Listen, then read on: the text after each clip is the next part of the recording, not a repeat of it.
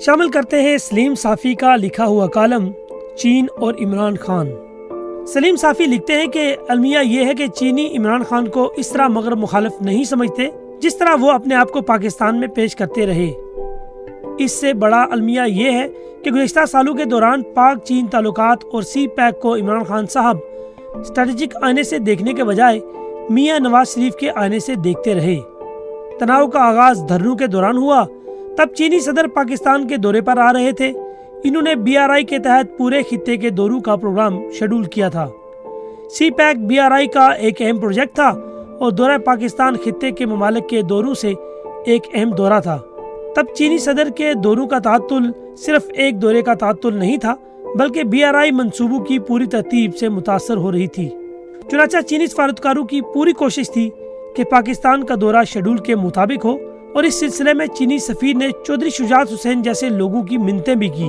لیکن افسوس کہ عمران خان صاحب اور ڈاکٹر طاہر القادری صاحب کے دھرنوں کی وجہ سے چینی صدر کو اپنا دورہ ملتوی کرنا پڑا۔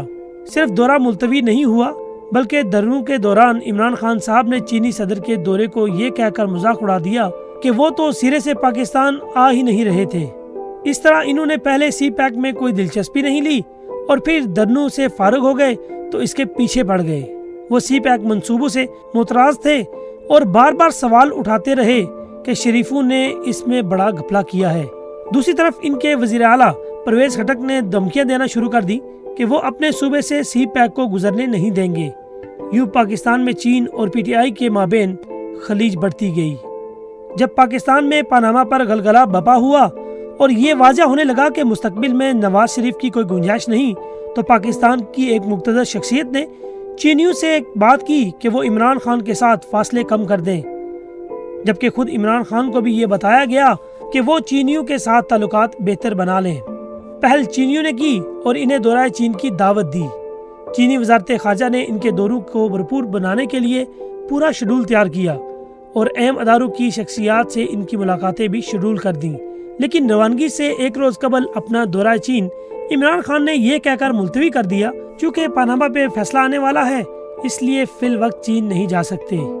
ان کی اس حرکت کا بھی چینیوں نے بہت برا بنایا اور خصوصاً پاکستان میں چینی سفارتکاروں نے تو اسے اپنی توہین سے تعبیر کیا۔ بہرحال انتخابات منتخب ہوئے اور نتیجن عمران خان وزیر اعظم بن گئے۔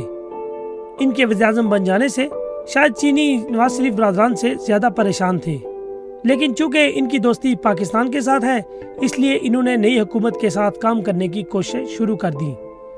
چین میں پاکستان کے سفارت خانے کی کوشش تھی کہ چینی صدر عمران احمد خان نیازی کو مبارکباد کے لیے فون کریں کیونکہ میاں نواز شریف کو صدر نے فون کیا تھا، لیکن چین کی طرف سے صرف وزیر اعظم کے فون پر اکتفا کیا گیا، جس کا ظاہر ہے عمران خان صاحب نے کچھ نہ کچھ اثر ضرور لیا ہوگا، اور شاید یہی وجہ تھی کہ کابینہ کے پہلے اجلاس میں سی پیک کے منصوبے کو ری اوپن کرنے کا فیصلہ کیا گیا، جو کہ چینیوں کے لیے کسی بم شل سے کم نہ تھا۔ اپنی تشویش کے اظہار کے لیے چینی وزیر خارجہ نے پاکستان کے دورے کا پروگرام بنایا، لیکن نئی حکومت نے ان سے متعلق وہ گرمجوشی نہیں دکھائی جو پیپلز پارٹی اور مسلم لیگ نواز کی حکومت میں دکھائی جاتی تھی۔ چینی وزیر خارجہ جب پچھلی مرتبہ پاکستان آئے تھے تو ہوائی اڈے پر وزارت خارجہ کے حکام کے علاوہ خود شہباز شریف نے ان کا استقبال کیا تھا، لیکن نیازی حکومت نے ان کا استقبال دفتر خارجہ کے ایک معمولی افسر سے کروا دیا۔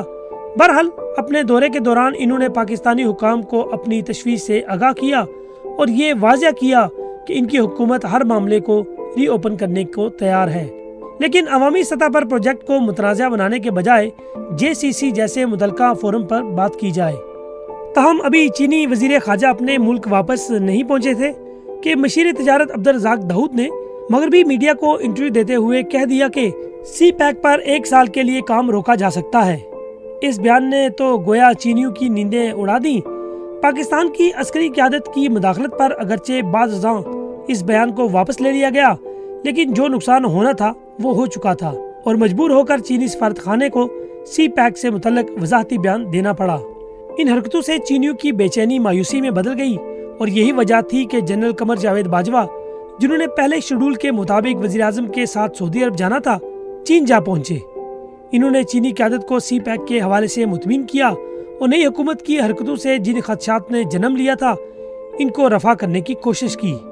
ان کے دورہ چین کے موقع پر یہی طے ہوا کہ وزیر اعظم پاکستان چین کا دورہ کریں گے اور چینی قیادت کے ساتھ جنرل قمر جاوید باجوہ کے طے پانے والے معاملات کو آگے بڑھائیں گے۔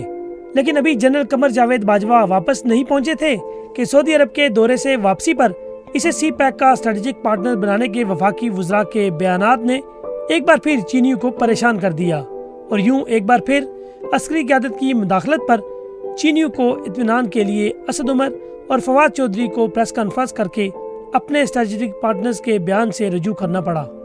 اس پس منظر میں وزیر اعظم کے دورہ چین کا مرحلہ آیا، لیکن جانے سے قبل حکومتی وزراء نے ایسا تاثر دے دیا کہ جیسے وہ چین پہنچے نہیں اور وہاں سے ڈالروں کی بارش شروع ہو جائے گی۔ تاہم وہاں پہنچ کر انہیں ایک دوسری طرح کی صورتحال کا سامنا کرنا پڑا۔ ایئرپورٹ پر وزیر اعظم کا استقبال ٹرانسپورٹ کے نائب وزیر اعظم نے کیا۔ پھر جب چینی قیادت کے ساتھ مذاکرات ہوئے تو وزراء کی عدم تیاری کی وجہ سے کئی مواقع پر پاکستانی وفد کو سبکی اٹھانا پڑی۔ میٹنگ کے دوران چینی قیادت نے عبدالرزاق داؤد کی نجی کمپنی کے چینی کمپنی کے ساتھ معاملات کا ذکر کر کے جیسے منہ پر تھپڑ رسید کیا۔ سی پیک کے انچارج وزیر خسرو بختیار نے چینیوں کے سامنے بھی روایتی لفاظی سے کام لیا، لیکن کوئی ٹھوس لاعمل سامنے نہ رکھ سکے۔ افسوسناک بات یہ تھی کہ وزیر اعظم صاحب نے چینی قیادت کے سامنے بھی روایتی تقریر کی، جس کے جواب میں چینی قیادت نے جو کچھ کہا اسے جھاڑ پلانے کے سوا کوئی اور نام نہیں دیا جا سکتا۔ اس طرح چینی قیادت سے مدد تو طلب کی گئی، لیکن کوئی ٹھوس منصوبہ سامنے نہیں رکھا گیا۔ چینی قیادت نے مدد کی حامی تو بھر لی، لیکن جب پاکستانی وفد سے یہ پوچھا کہ کس مد میں کس منصوبے کے تحت وہ کیا مدد کر سکتی ہے، تو پھر ٹیبل پر کوئی منصوبہ موجود نہیں تھا۔